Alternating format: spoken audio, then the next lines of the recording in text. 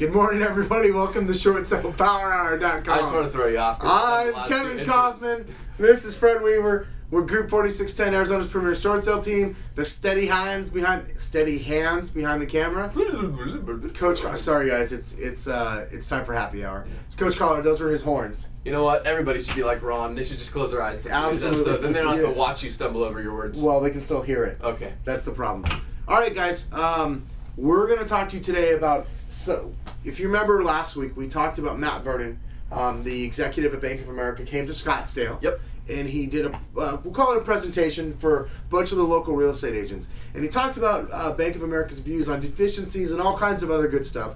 And I got to say, my hat goes off to Matt Vernon for being brave enough to step into a room with 1,100 real estate agents in the state of Arizona. Dude, I love you, Matt Vernon. Just for that, you got my respect. That took some balls, dude. He took my heckling and everything. And then you took questions from Coach Collard, and I mean, wow. Yeah, and Brian Gubernick and the whole crowd of rowdy people. Amazing. We were ready to run him over. Okay, but today's topic is one of the things that he pointed out. That's exactly what I want to specifically talk about. What Matt brought up in there, which is he used the term straw offers, right? Or straw buyers. I'll say it this way: the investor offer. Yeah. So a lot of short sale agents, it's been common practice for years to quote unquote get the short sale process started. They will write what is equivalent to a fake offer. Now, everybody who does this tactic will tell you, well, it's not really fake because I would close on the deal if it actually got approved.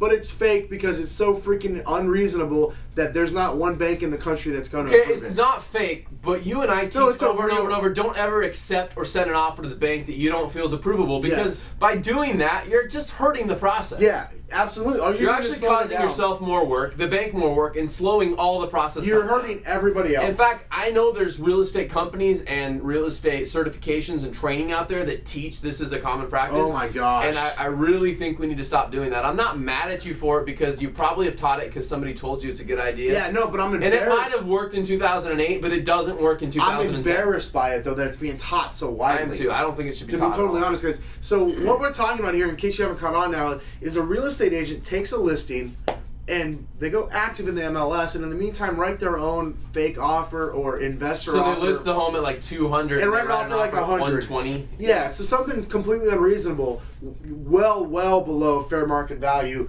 so they can get the quote-unquote short sale process started, hoping that in the meantime, while the short sale process is started with the bank and they get a BPO order to get a negotiator assigned, they'll actually find a real buyer here and they can just swap out the new buyer or the real buyer for the fake buyer, and they're going to be able to time it perfect. Yeah, so the reality of it is that's not the way it works. So for our viewers, I'll give you the advantage of that. Number one, you get to open a file, you get to start working with the bank, you can let the bank be really slow, you can let the bank get a BPO, you can find out what the bank wants to approve it for. Those are the advantages. Here are the disadvantages. You can get a BPO, you can find out what the bank really wants, and you can get your file open with a negotiator.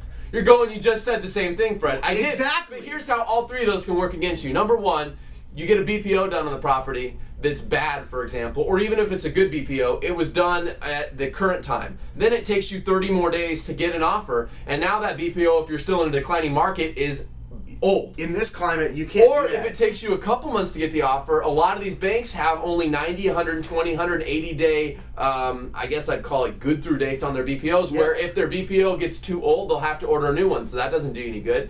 If you open a file with a negotiator, a lot of the times the reason the banks out there say when you have a canceled contract they want you to start the process over is because they know people are abusing the system like this. If you weren't abusing it with straw buyers, then you would be able to easily go back to somebody with your previously canceled real buyer and bring in a new buyer. But because people are using straw buyers, they want to start the process over. You're hurting all of us. And I don't know what the third thing I said was, but it doesn't really matter. No, it doesn't really. At the end of the day, you're hurting the entire community, and the perceived value that you have of getting the BPO ordered, getting the negotiator assigned, getting through all that minutia, you're going to maybe come out ahead 1-2 times out of 10 because you're hoping for perfect timing, meaning you're going to have a buyer come in just in time when you're about to get the approval, and everything's going to be hunky-dory, and you're just going to switch out the buyer and the contract, and you're going to be good to go. The reality of it is that's not the way it works, like almost every single time. Yeah. I know the guys that do it, I'm friends with people that do it,